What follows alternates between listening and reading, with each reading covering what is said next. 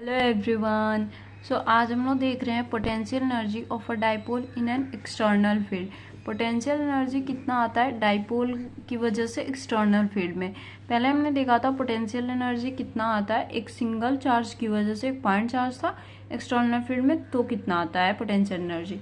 फिर हमने देखा था जो दो सिस्टम ऑफ चार्जेस थे उनकी वजह से पोटेंशियल कितना आता है एक्सटर्नल फील्ड में। अभी हम लोग देख रहे हैं पोटेंशियल एनर्जी डाइपोल की वजह से कितना आता है एक्सटर्नल फील्ड में। तो यहाँ पे देखो ये यूनिफॉर्म इलेक्ट्रिक फील्ड है जहाँ पे इसका ये यहाँ पे पॉजिटिव और यहाँ पे निगेटिव चार्ज है, ठीक है ना। एंड यहाँ पे ये जो बी है वो θ1 एंगल बना रहा है एंड B1 जो है वो θ2 एंगल बना रहा है, और यहाँ पे -Q और ये +Q चार्ज है।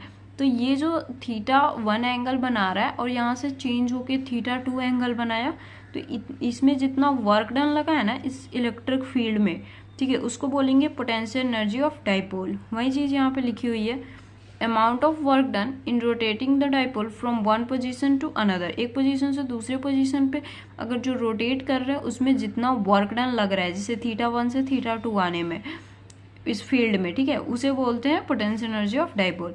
तो यहाँ पे देखो let dw be the small amount of work done in rotating a dipole. यहाँ पे dw जो है उसको स्मॉल अमाउंट लिए हैं वर्क डन का, जितना रोटेट हो रहा है उसको जो मतलब मान लिया कि dw जो है वो इतना अमाउंट लग रहा है, स्मॉल अमाउंट लग रहा है रोटेट करने में। तो dw is equal to tau d theta हो जाएगा, क्योंकि यहाँ पे इलेक्ट्रिक फील्ड में लगा रहा है। And dw is equal to tau क्या होता है p साइन थीटा, ठीक है। ये फर्स्ट चैप्टर में आपने फर्स्ट चैप्टर में आपने पढ़ा होगा, ठीक है, कि tau is equal to p sine theta होता है, और यहाँ पे d थीटा तो होगा ही। एंड यहाँ पे अब क्या है ना dw है, तो dw क्या है ना छोटा अमाउंट है वर्क का, तो उसको अगर पूरा अमाउंट लाना है तो उसको हम क्या करेंगे इंटीग्रेट कर देंगे, ठीक है। तो अब इंटीग्रेट कर देते हैं 0 से w, ठीक है ना। एंड dw हो गया, एंड यहाँ पे p साइन थीटा dw, और θ1 से θ2 इसको इंटीग्रेट कर देंगे। अब यहाँ पे ये अपर लिमिट लोअर लिमिट रख दिया, p कांस्टेंट है ये बाहर आ जाएगा, ये इतना बच रहा है। एंड यहाँ पे w माइनस ओ हो जाएगा, अपर limit minus lower limit p, और साइन थीटा का होता है माइनस कॉस थीटा, ठीक है। ये आप इंटीग्रेशन वाले चैप्टर में पढ़े होगे या फिर पढ़ोगे, मतलब अभी नहीं पढ़ा है तो यहाँ पे लिख भी लेना कि साइन थीटा का इंटीग्रेशन कितना होता है माइनस कॉस थीटा, θ1 θ2।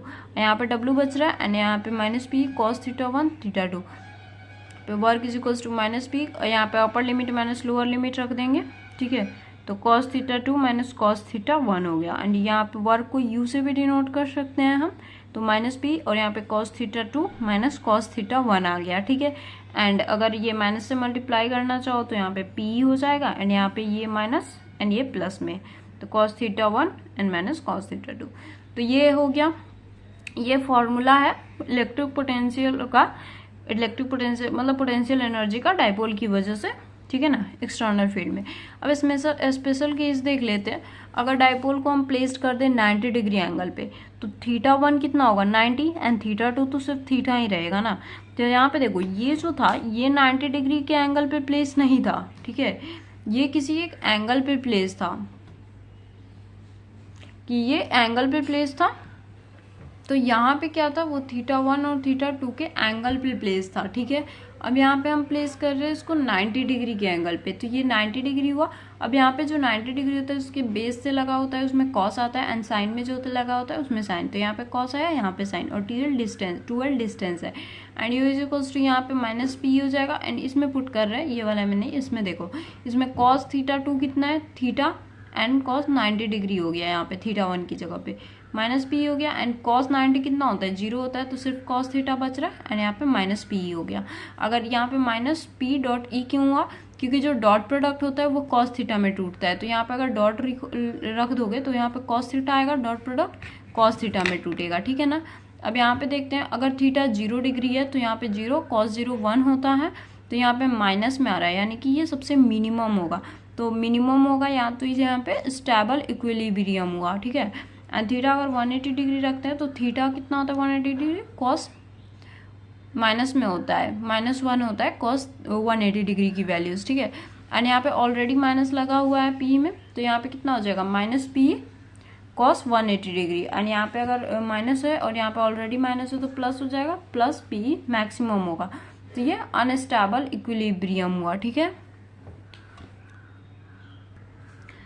तो ये था ये कितना आया फॉर्मूला। ये तो स्टेबल इक्विलिब्रियम और अनस्टेबल इक्विलिब्रियम का केस था। एंड यहाँ पे ये अगर थीटा 90, अगर स्पेशल केस डायपोल को प्लेस करते हैं 90 डिग्री पे, तब कितना आएगा। मेन फॉर्मूला ये है, या फिर ये बोल सकते हो इधर माइनस, तो इधर में माइनस से मल्टीप्लाई हो जाएगा, ठीक है ना। तो ये था potential energy of dipole in an external field. इसमें कोई भी दिक्कत हो तो कमेंट सेक्शन में पूछ लेना। एंड नेक्स्ट वीडियो में मिलते हैं गाइस एक नए टॉपिक के साथ। आगे की जो भी टॉपिक बच गई है उनको हम कवर करेंगे, ठीक है ना। तो मिलते हैं गाइस, बाय।